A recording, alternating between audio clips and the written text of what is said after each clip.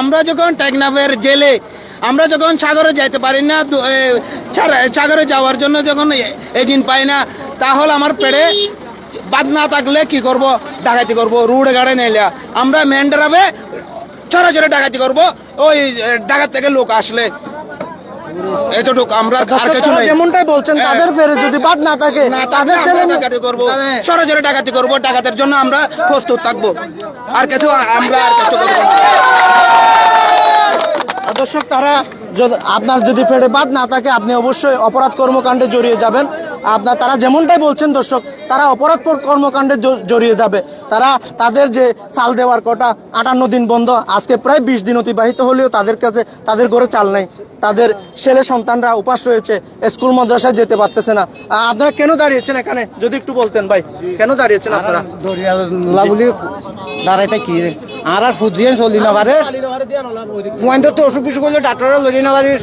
গরম মাছ হই নাই পয়েন্টে হাতেরিয়া গরম মাছ পয়েন্টে কইছে আর তারা যদি দরিয়া যাই না পারি আর বউ হুয়াইন বাম্মা বাইবেলা দেশের জনগণ চলিব কিভাবে? আর পয়েন্টের স্কুল সঁচা দিন পারি, মদরসার সঁচা দিন পারি, পয়েন্টের কিস্ত আছে আর জাইলা কমিটি মা কিছু আছে বইছ জাইলা কিছু আছে। এখন আর যদি চলি না পারি তাহলে যদি বিডি আর গেল অন্য ডিপার্টমেন্ট গেল আর নমা দিও আউসাই যেন মরিয়ার দেড় স্বাধীন করছে হ্যাঁ দিলে আই ভরি তো মরিয়ারে বেকুনলা দরজা স্বাধীন করি।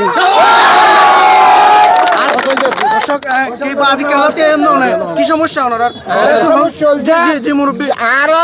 আর মুখ পুয়া বউ পুয়ান যে ভাজ্যা দেশত্য বেসত্য বেকিন ওয়াট এখন আর জল মারতে জানি বললে আর বুঝছি আর মা বাপ কেঙ্গুর বালি কত ফেসিং পূর্ণ মোটরে থাকে 2 ঘন্টা সাই করে।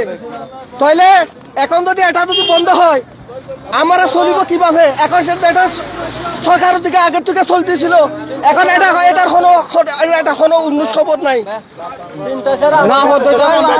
আরেকজন জেলের সাথে কথা বলছে। আমার কথা হলো 5-6 দিন নৌকা বন্ধ দিছে, এটা তো সব গরিব লোক। ওইটা তো একটা নৌকা, ওইখানে সাগরে যেতে পারছে না। ইউবার জন্য আর রোহিঙ্গা মানুষ আনার জন্য কিভাবে নৌকা যেতে পারছে? এখানে বিজিবি আসে না, প্রত্যেকটা বিজিবি আসে না, কিভাবে যেতে পারছে? ওইটারও 2 লাখ টাকা দিবে, 5 লাখ টাকা পাইবে, এ যাইবে। আর গরিবের যার পেটে বাদ নাই উনি যেতে পারবে না।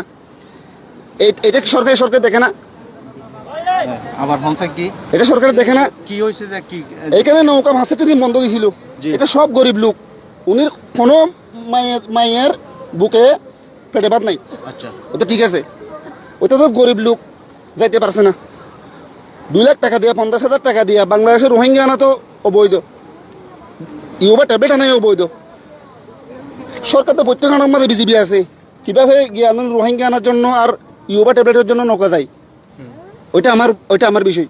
গরিব মানুষগুলো যাইতে পারে না, গরিব মানুষগুলো যেতে পারে না, ওরা টাকা দিতে পারছে না, ওরা যেতে পারে না, ওরা খাইয়ে না পারি বাড়ি করে এগুলো পাইতেছে, এই জন্য তো মানুষ যেতে পারতেছে না। একটু বলেন তো। একটা ধরে নেন যাদের আছে ওখান থেকে রোহিঙ্গা আনবে, এখান থেকে বাংলাদেশে মালামাল নিয়ে যাবে, ওরা পার্বতী নৌকাপতি টাকা নেই 30,000 মানে 40,000 টাকা করে। এগুলো আজকে না, অনেক আগে থেকে। হ্যাঁ, এখন যাদের আছে তারা দিতে পারে।